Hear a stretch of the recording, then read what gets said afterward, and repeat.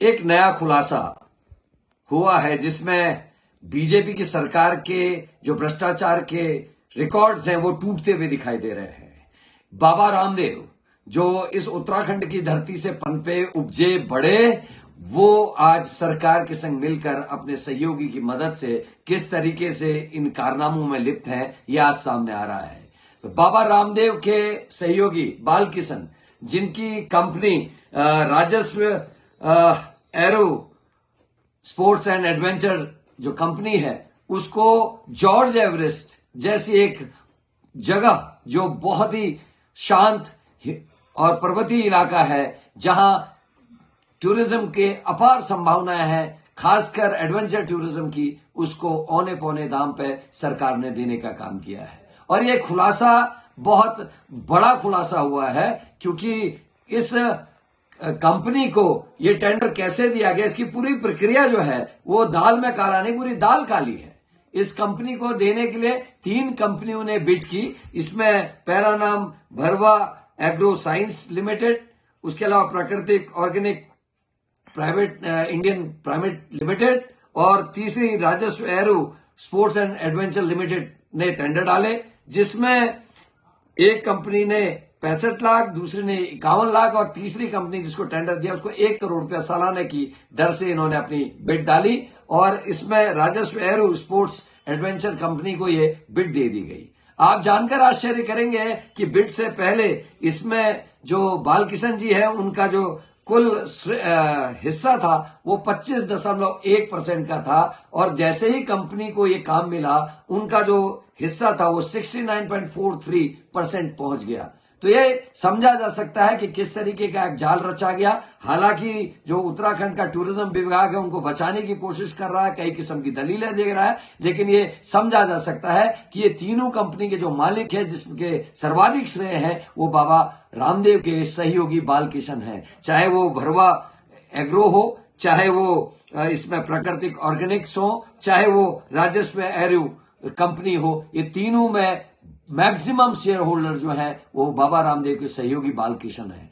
तो ये पूरा मामला यही नहीं रुकता। आपको जानकर आश्चर्य होगा उत्तराखंड के लोगों को कि इस जो ये इलाका है जॉर्ज एवरेस्ट का, इसको बनाने में, संवारने में, इसको उपकृत करने में सरकार ने 23 करोड़ रुपए खर्च किए, और 15 साल की लीज में जो बालकिशन जी को एक काम दिया गया है उसमें 1 करोड़ रुपए सालाना, मतलब खर्च 23 करोड़ और आमदनी होगी 15 करोड़। तो ये उल्टी गंगा बह रही है इस उत्तराखंड में। और किस तरीके से सरकार भारतीय जनता पार्टी की लगातार चूना लगाने का काम कर रही है जनता को, जनता के पैसे को, ये इस बात से समझा जा सकता है। और अब हमारी समझ में आ रहा है कि हमेशा कांग्रेस और कांग्रेस के नेताओं की बुराई करते हुए बाबा रामदेव क्यों दिखाई देते हैं, उनको क्या लाभ पहुंच रहा है, ये जनता के नजर में मैंने एक चीज डाली है। दूसरा, किस तरीके से उत्तराखंड की सरकार बेरोजगारों के संग खेल कर रही है, उस पर भी हम आते हैं। आपको याद होगा पिछले वर्ष मैं और धारचूला के विधायक भाई हरीश धामी जी, हम गुंजी इत्यादि इलाकों में गए थे, और वहां हम लोगों ने धरना प्रदर्शन किया था वहां के लोगों के साथ रह के।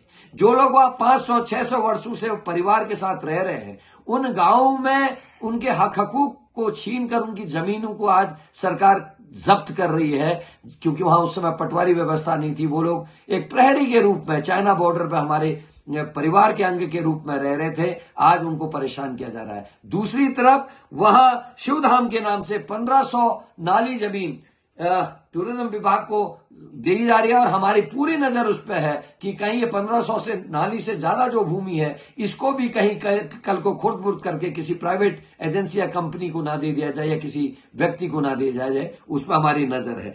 तीसरा, वहां एक एविएशन कंपनीज हैं, उसमें 2-3 कंपनीज के नाम है प्रमुख तौर पर, उसको मैं जल्दी आपके सामने लाऊंगा। इन कंपनीज के माध्यम से वहां हेली सर्विसेज के माध्यम से ओम पर्वत और छोटा कैलाश के दर्शन कराए जा रहे हैं। अपने ही होम स्टेज में लोगों को टिकाया जा रहा है, या तो कुछ लोगों को उसी दिन वापस किया जाता है दर्शन के बाद, और कुछ लोगों को अपने होम स्टेज में टिकाकर दूसरे दिन वापसी कराई जाती है।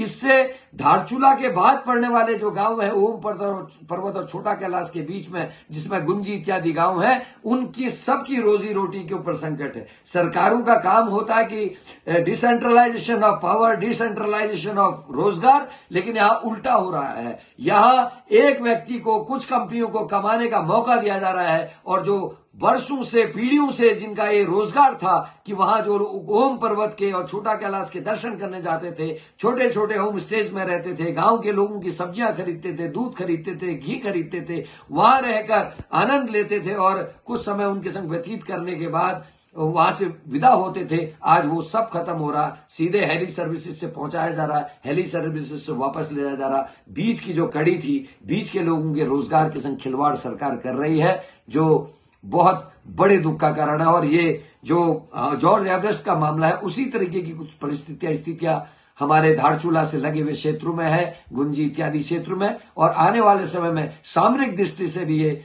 उत्तराखंड के लिए बहुत खतरनाक, या देश के लिए बहुत खतरनाक होने जा रहा है।